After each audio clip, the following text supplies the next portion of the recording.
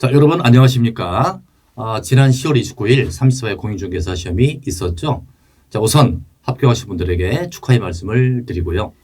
아깝게 이번 기회를 놓치신 분께는 위로의 말씀을 드립니다. 자, 이 박사님 이번 그 1차 시험은 어땠나요? 이번 시험의 경우 민법도 그렇지만 학개론도 출제용의 변화가 좀 있었습니다. 물론 과거 기출지문을 충분히 숙지하신 분들은 큰 문제는 없었겠지만 일부 변형된 이유로 인해 가지고 실제 시험장에서 다소 어렵게 느껴질 거라 생각됩니다. 그럼 민법의 경우 이게 대비가 되셨겠죠? 사실 출제 유형 변화는 공인중개사 시험보다 먼저 보는 간평사나 변리사 시험을 통해서 감지하고 있었기 때문에 그래서 파이널 특강과 실전 동행에서 충분히 관련 지문을 실어 적응할 수 있도록 했었는데 사실 밴드에도 그 때문에 도움 받았다고 글을 올려주시는 분들이 있어서 다행이라 생각했습니다. 2차 경우는 어땠나요? 네, 그 공법의 경우는 작년보다 무난하게 출제가 되었다라고 볼 수 있고요. 또 타과목 교수님 얘기를 들어보면 중개사법 같은 경우는 20에서 30% 유형 변화가 있었다고 해요. 그래서 난이도는 별 차이는 없었습니다만은 수험생 입장에서는 체감상 어렵게 느껴질 수 있다라고 보고요. 공시법과 세법은 킬러 문제 몇 개를 제외하고는 작년과 무난하게 출제가 되었다고 합니다.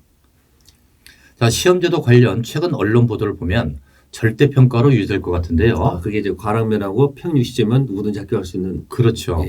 상대평가 얘기도 있었습니다만은 유지될 것 같고요.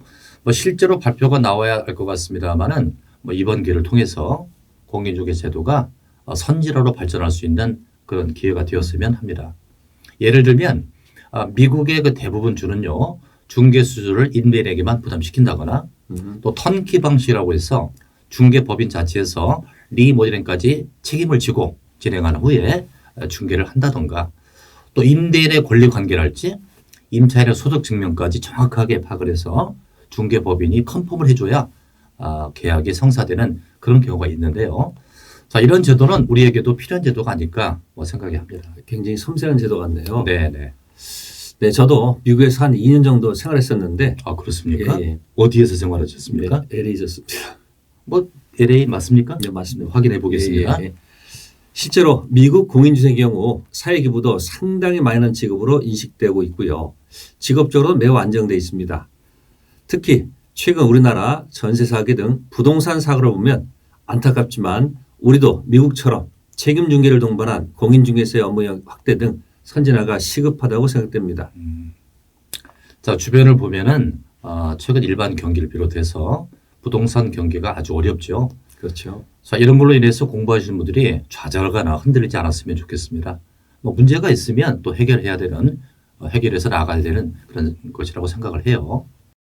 특히 우리는 선진화된 미래를 전망하며 자격증 시대를 목표로 하기 때문에 흔들리지 않았으면 좋겠습니다. 자, 이 박사님께서는 내년 교재와 강의는 어떻게 준비를 하셨습니까? 민법의 경우 많은 변화를 주었습니다. 우선 기존의 입체적 내용에 생각 플러스와 사례 적용하기 내용을 추가해서 강의를 들은 후 수험생 스스로 소설처럼 읽다 보면 자연스럽게 법적인 마인드, 즉 리걸 마인드가 형성되도록 신경 썼습니다. 특히 민법 논리를 암호 코드화시켜서 직관적으로 정답을 찾을 수 있도록 별도 수록했다는 점 참고했으면 좋겠습니다. 교재가 변하면 강의도 더욱더 열심히 준비할 수밖에 없고요. 권 박사님 어떠신지요? 네, 우선 그 통합 교재를 말씀드리면 말 그대로 통합입니다.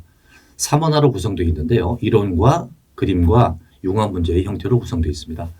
시중에 이제 일반적으로 이론은 기본서를 가지고 하고요. 그렇죠. 이것을 축약하는 요약집이 있습니다만은 우리 통합 교재는 이 두 가지를 하나의 체제로 구성했죠. 그리고 이제 그림을 통해서 절차랄지 어려운 것들을 여러분들이 이해를 도와드리도록 노력했고요. 또 기출 융합 문제를 새롭게 이번에 구성했습니다. 그래서 그 절을 공부하고 나면 그 절을 정확히 이해할 수 있도록 문제를 구성했고요. 우리 공인중개사 기출문제뿐 아니라 타 국가고시 문제를 함께 병행을 해서 여러분들에게 응용을 배가할 수 있도록 일석삼조 효과를 거둘 수 있다고 저는 확신합니다. 그러면 이제 그림하고 융합 문제 보더라도 시험에 충분히 견뎌낼 수 있다는 얘기네요. 그렇죠. 네.